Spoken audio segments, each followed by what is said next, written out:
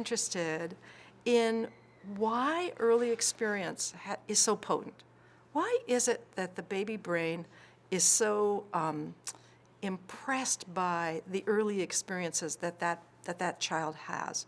So we landed on music because music is such an interesting thing. It has evocative properties. Again, if you're interested in social things, you're interested in social, emotional, and sort of complicated signals, music is interesting because it has this calming effect.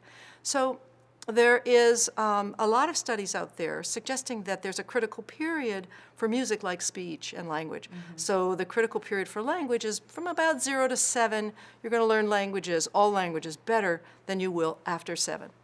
And the folklore is that musicians are the same if they've been exposed intensely to music in the first 7 years. But the trouble with the experiments are they're all retrospective. It could have been a genetic difference between the musicians and non-musicians. So I have a concert pianist as a doctoral student, Christina Zhao, Nice. very interested in the baby brain and in language and in music. And she says, why don't we run an experiment just like the language exposure, but use music instead, and see what its effects are in a randomized control trial. What happens to the baby brain based on music? Do they just get better at hearing differences in a rhythm in music if you violate the rhythm? Or does something more happen? And she's convinced of the second hypothesis. Something more is going to happen. You're going to teach these babies how to detect patterns, and it'll be a very general phenomenon. So we expose the babies in a randomized control trial. They get 12 sessions, just like in the language experiments.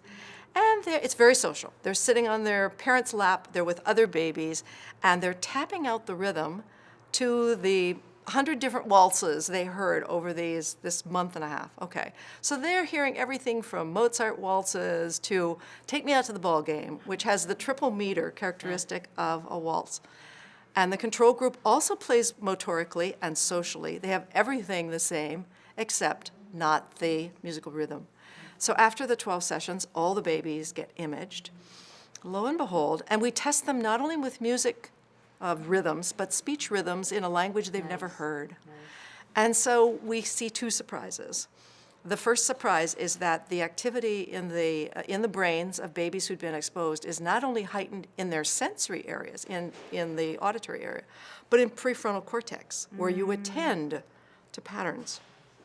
And so we were very surprised by that whopping effect. And then we test them with speech, a foreign language, the same thing. The kids who'd been exposed to music have huge responses to the rhythm, change in a language they've never heard before, and the kids in the control group don't show that effect, or not to the same degree. So we sit back and say, what does this mean? And Christina, I think, correctly concludes, it means that what experience does to the baby brain is teach it how the world works. And so the world works with consistency. When you're hearing music, there's a pattern to the world. The pattern in this case just goes bump, bump, bump. It's a waltz, and it has that timing. But that training on a pattern trains the brain to predictively code. I'm expecting a pattern. It's supposed to go like this. When it doesn't go like that, my brain goes, well, something's amiss.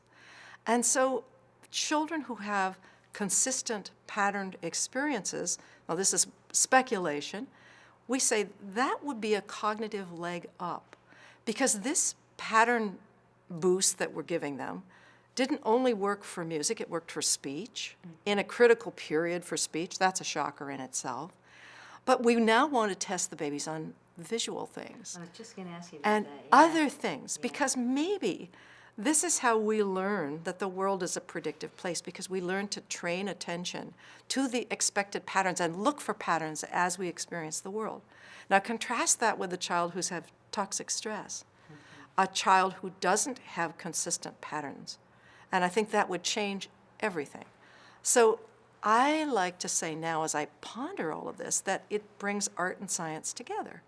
That who would think that music would help train a brain cognitively? But perhaps it does.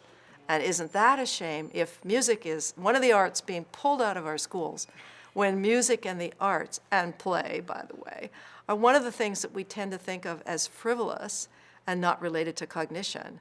It might be vital to cognition, and I find that absolutely fascinating.